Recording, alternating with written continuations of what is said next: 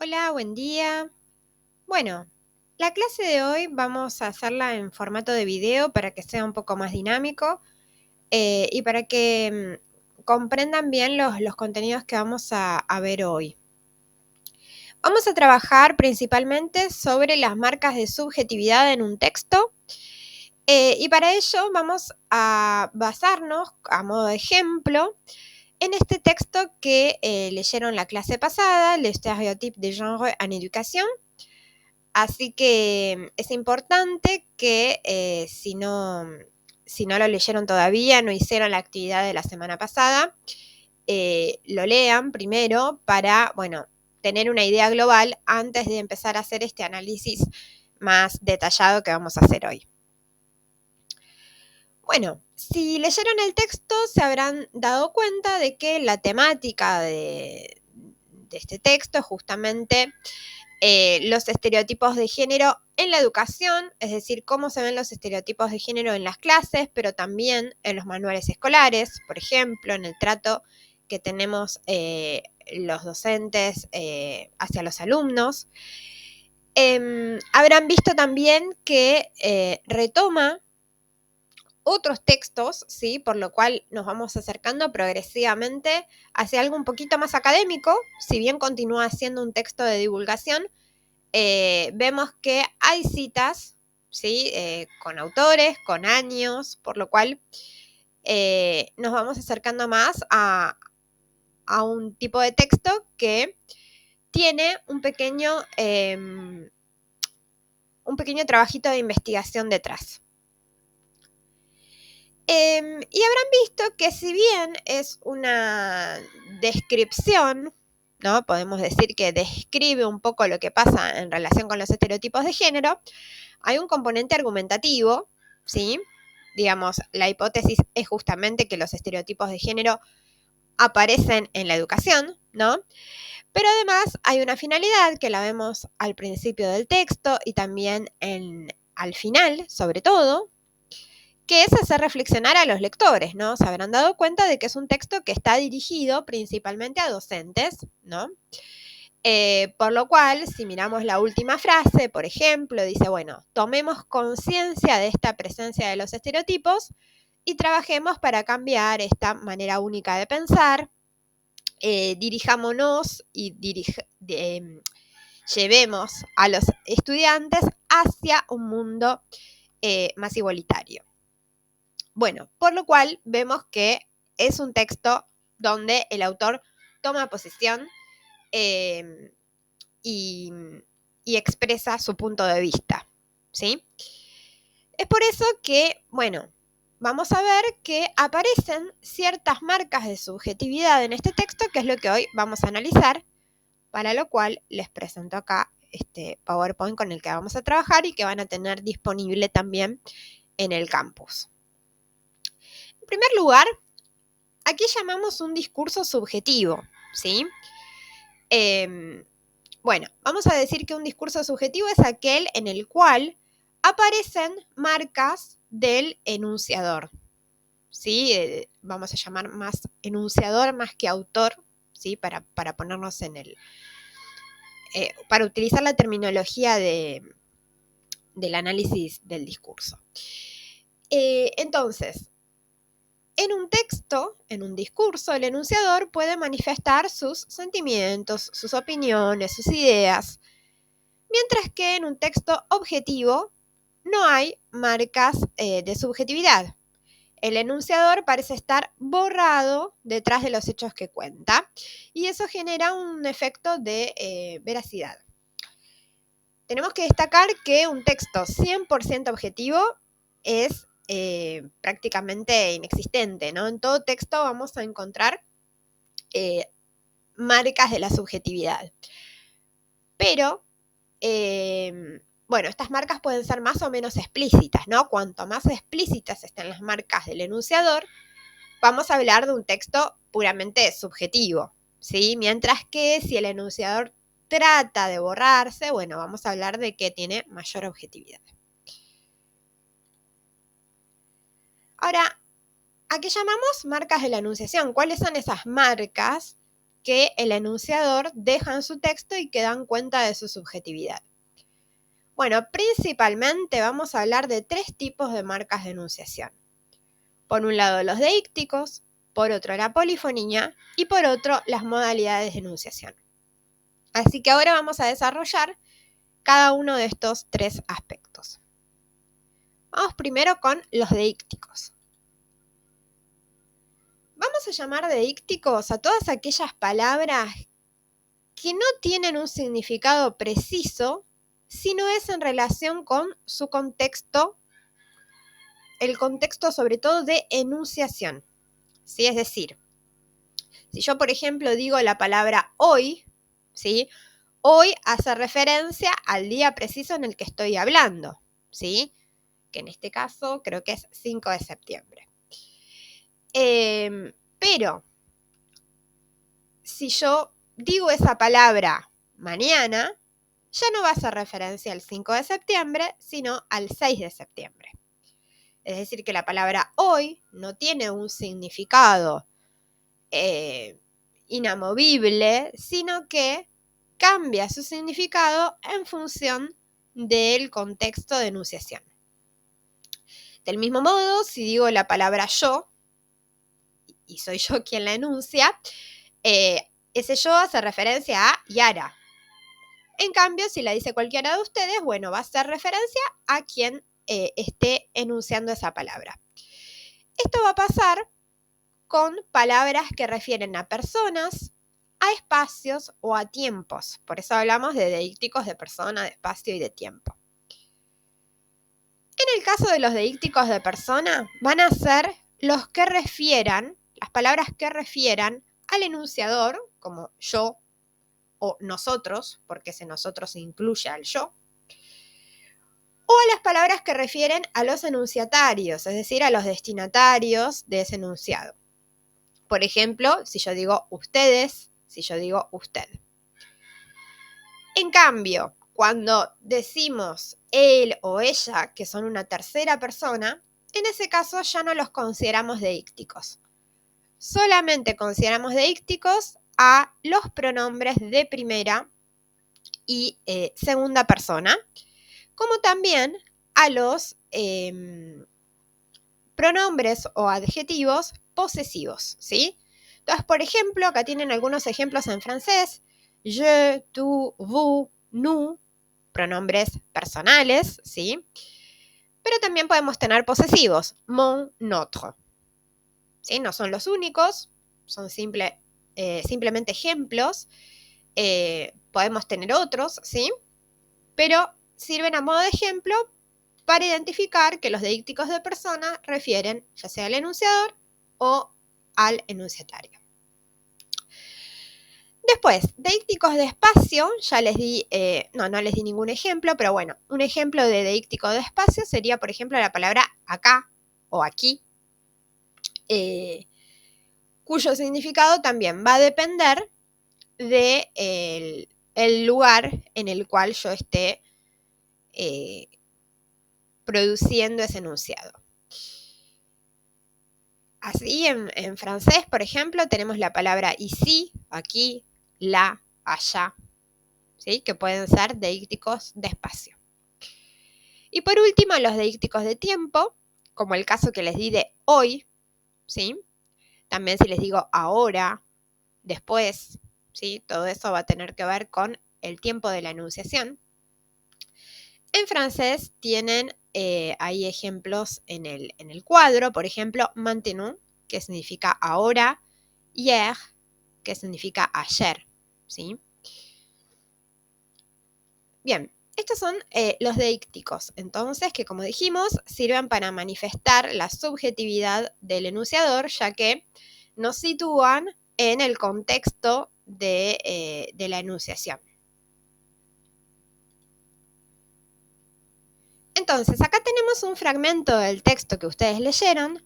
La idea es que ahora pongan pausa y traten de buscar acá deícticos, ¿sí? No hay muchos, hay 2 ejemplos, pero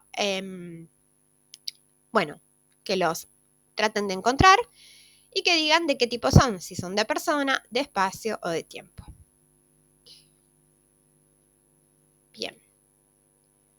acá tenemos la corrección, ¿sí? Tenemos, si alguno encuentra alguno más, puede llegar a pasar, que alguno se me haya perdido a mí. Pero si se fijan en la primera frase, tenemos un posesivo, notre manière de penser. Ese notre hace referencia al enunciador, que se incluye, pero también a los enunciatarios, por lo cual es un deíctico de persona. Y del mismo modo, al final tenemos otro pronombre, ¿sí? Puisque le stéréotype nous pousse à croire, ese nous también hace referencia tanto al enunciador como al enunciatario. A lo largo del texto habrán encontrado también que hay pronombres de tercera persona. En ese caso, como les dije, no los consideramos deícticos porque no hacen referencia al enunciador o a los enunciatarios, sino a un tercero. Pasamos ahora a la noción de polifonía, que es otra manera que el enunciador encuentra para manifestar su punto de vista. Vamos a llamar polifonía a la inclusión en nuestro propio discurso de voces ajenas. Esta inclusión puede darse mediante muchos recursos. Nosotros vamos a ver acá los dos principales, que son el discurso directo y el discurso indirecto. El discurso directo es cuando citamos textualmente, para lo cual vamos a utilizar ciertos signos gráficos como las comillas, la tipografía puede estar en cursiva, o en una revista a veces hay citas que están como en una tipografía más grande y demás, o los guiones, ¿sí?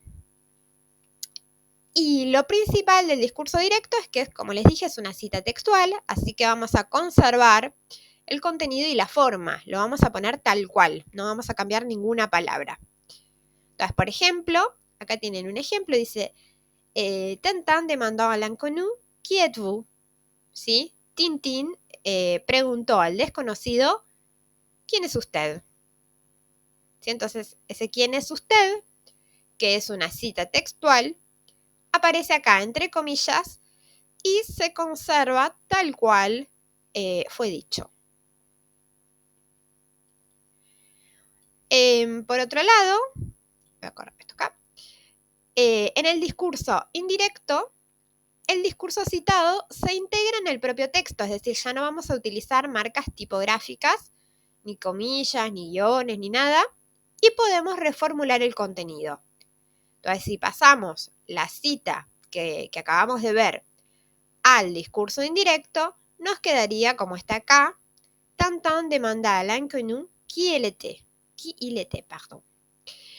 Entonces, Tintín le preguntó al desconocido quién era él. Bueno, entonces, teniendo en cuenta estas dos maneras de incluir la palabra ajena en nuestro propio discurso, la idea es que piensen, que vuelvan al texto y que piensen si hay ejemplos, ya sea de discurso directo o de discurso indirecto, en el párrafo que acabamos de ver, ¿sí? En todo el texto, pero para ser más concisos, en el párrafo que acabamos de ver en la diapositiva anterior.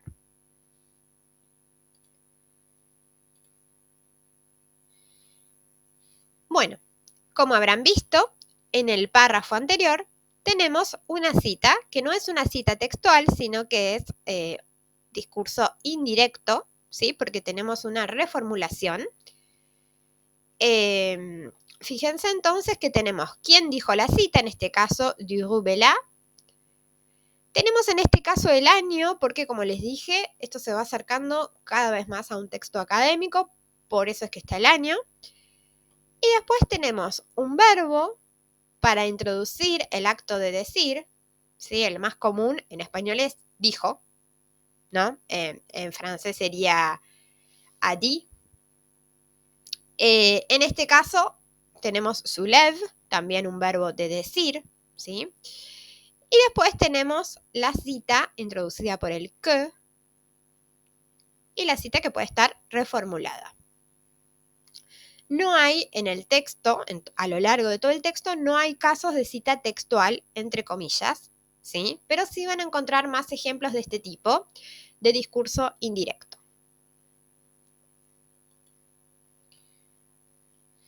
Bien, y finalmente llegamos a las modalidades. Las modalidades de enunciación tienen que ver con la actitud que toma el enunciador frente a lo que dice, frente a su discurso. Entonces, dentro de las modalidades vamos a encontrar dos tipos, las apreciativas y las lógicas. Las modalidades apreciativas son aquellas en las cuales el hablante va a manifestar la actitud valorativa frente a aquello que está enunciando. Por ejemplo, si yo digo, es correcto que, es inaceptable que, es importante que, ¿sí? Fíjense que acá los tienen en francés. Il est correct de, il est inacceptable, il n'est pas juste, heureusement, malheureusement, felizmente, desgraciadamente, ¿sí?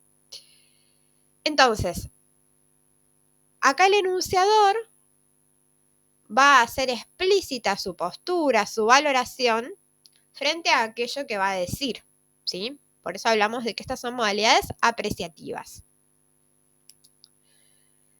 Por otro lado, en las modalidades lógicas, el hablante va a asociar aquello que dice a una posibilidad, a una certidumbre, ¿sí? Entonces, por ejemplo, va a expresar certeza, ¿sí? Vamos con esto por acá. Va a expresar certeza, ¿no? Sans doute, certainement, évidemment, sin duda, ciertamente, evidentemente, ¿sí? Entonces va a decir, bueno, lo que yo estoy enunciando es evidente, ¿sí? Lo está asociando con un grado de probabilidad extremo, ¿no?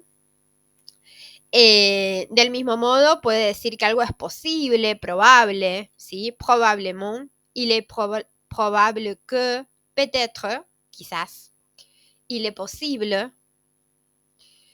Y también se incluyen dentro de las modalidades lógicas cuando establecemos que algo es necesario o que es obligatorio. Entonces, para expresar eso, en francés tenemos expresiones como il faut, que significa hay que, o il ne faut pas, no hay que, ¿sí?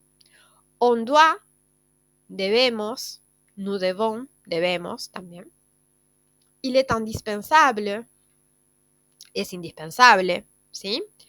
Entonces, acá vamos a tener todas las expresiones que implican obligación.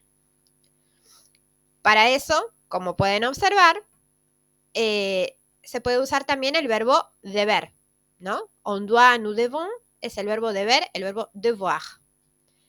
Del mismo modo que para expresar posibilidad, aparece el verbo pouvoir, poder, ¿sí? Por ejemplo, en peut-être, que significa quizás, puede ser, aparece ya el verbo pouvoir. Entonces, para analizar esto, tenemos acá dos fragmentos del texto que acabamos de leer, ¿sí? Entonces, la idea es que miren estos textos y que encuentren algún ejemplo, hay un ejemplo en cada párrafo de modalidad de enunciación, tienen que decir si es una modalidad lógica o apreciativa.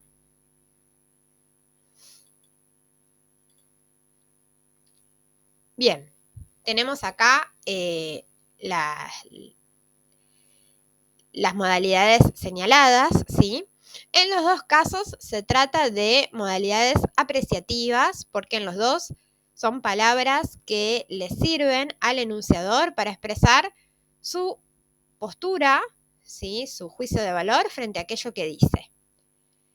En el primer caso, malheureusement, infelizmente, desgraciadamente, ¿sí? Después va a decir, bueno, malheureusement, ces manuels inculquent parfois des valeurs stéréotypées, ¿sí? Desgraciadamente, estos manuales inculcan a veces valores estereotipados. En el segundo caso tenemos il est important, ¿sí? Es importante tomar en cuenta sus diferencias, así que, bueno, Acá también se trata de una modalidad apreciativa porque el enunciador está expresando que para él es importante a aquello que está enunciando.